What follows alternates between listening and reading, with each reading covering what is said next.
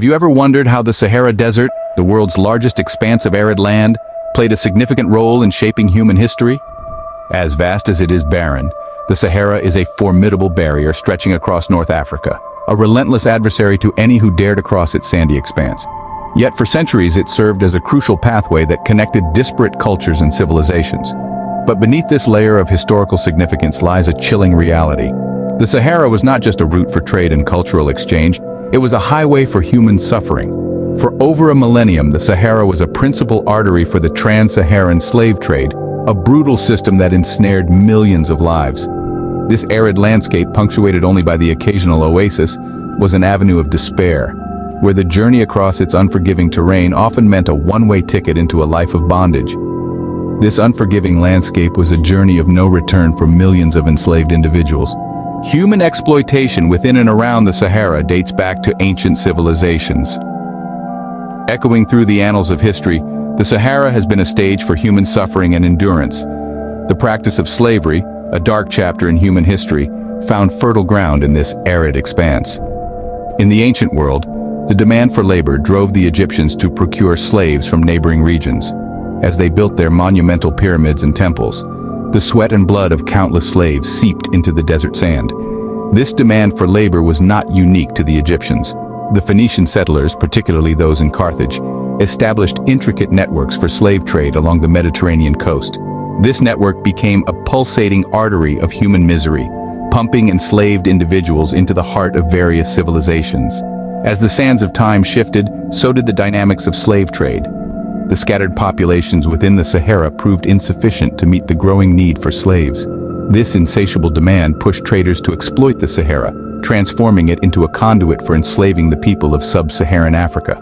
The Sahara, known for its inhospitable conditions, became a bridge connecting the demand for labor in the north to the vulnerable populations in the south.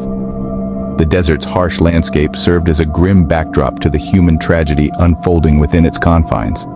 The origins of the trans-Saharan slave trade remain shrouded in uncertainty. Early historical accounts suggest instances of slave raids rather than an organized trading system. However, what is clear is that this vast desert became a thoroughfare for human trafficking. The Sahara, with its harsh conditions and vast expanse, was a formidable obstacle, but it was also a path to immense wealth for those willing to venture into its depths. Traders and slavers braved the desert's challenges, driven by the lucrative business of human trafficking. As the demand for labor grew, the Sahara transformed into a vast conduit for human trafficking. This vast desert, once a symbol of nature's indomitable will, became a silent witness to one of humanity's darkest chapters. The echoes of the past still resonate in the Sahara's empty expanse, a chilling reminder of the human capacity for cruelty. The advent of Islam and the Arab conquest of North Africa in the 8th century marked a turning point. It was during this period that the trans-Saharan slave trade began to take a more organized shape. Prior to this, the trade was more sporadic, often characterized by random raids rather than a systematic enterprise. But with the Arab conquests, the demand for slaves in the newly established Islamic societies began to grow exponentially. These societies, much like their counterparts elsewhere, had a significant need for labor. Slaves were required not only for household chores but also for larger construction projects, agricultural work, and even for military service. This increasing demand led to the exploitation of the trans-Saharan routes that connected different parts of Africa. The vast Sahara Desert, with its harsh and inhospitable conditions, was no deterrent for the traders. Instead, they looked at it as a vast highway that would help them access the sub-Saharan regions, rich in human resources.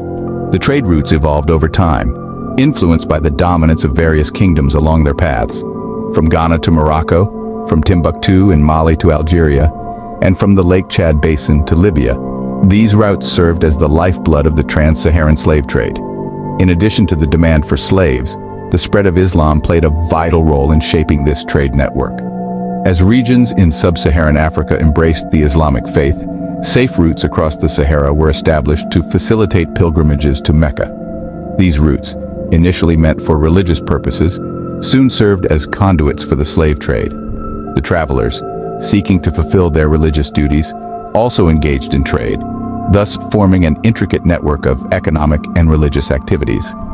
The spread of Islam, therefore, not only brought about religious conversion but also catalyzed the formation of a more organized and sustained slave trade network. It was this network that would continue to shape the socio-economic fabric of the region for centuries to come. The spread of Islam catalyzed the formation of a more organized and sustained slave trade network. Trade routes across the Sahara evolved over time, shaped by various kingdoms. These routes were arteries of commerce, pulsating with the lifeblood of an enterprise that spanned continents and civilizations. They traced their paths across the sands, connecting the far-flung corners of Africa, from the verdant realms of the sub-Sahara to the sun-baked cities of the north. Let's delve into the routes that defined this trade.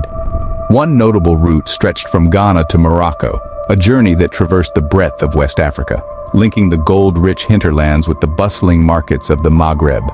Another trail led from Timbuktu in Mali, a city famed for its intellectual and spiritual wealth, all the way to Algeria. Then there was the route that bridged the Lake Chad basin to Libya, a path that meandered through the heart of the continent. As the kingdoms of sub-Saharan Africa embraced Islam, the trade routes across the Sahara became even more entrenched. These routes, initially established to accommodate pilgrimages to the Islamic holy city of Mecca, soon doubled as conduits for the slave trade. Religion, in this context, served a dual purpose, paving the way for spiritual journeys while simultaneously fueling a commercial endeavor of an entirely different nature.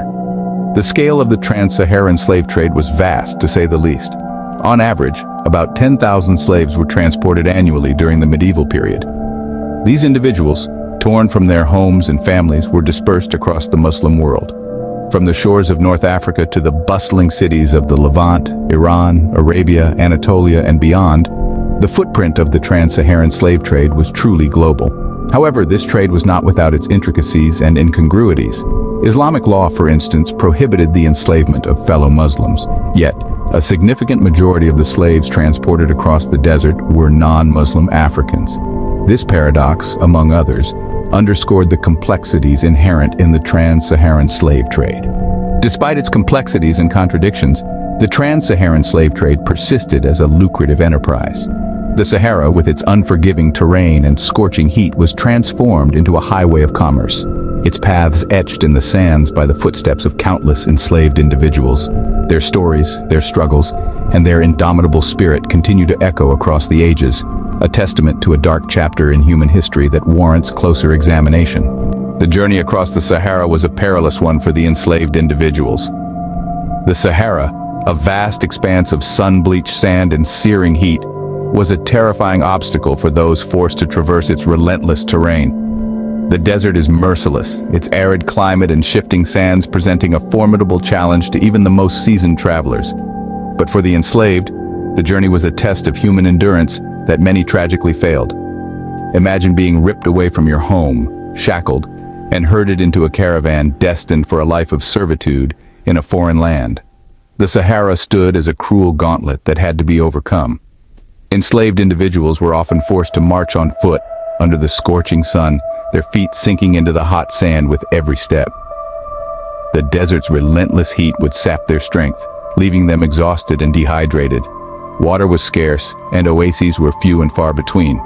The harsh climate wasn't the only threat. The vast desert was a haven for bandits and raiders, who posed a constant danger to the caravans. These criminals would swoop down on the weary travelers, seizing both goods and people, leaving chaos and despair in their wake. The mortality rates among the enslaved on this journey were staggering. Exhaustion, dehydration, malnutrition, and disease were rampant, claiming many lives. The sands of the Sahara are a silent testament to the countless souls who perished on this grueling journey.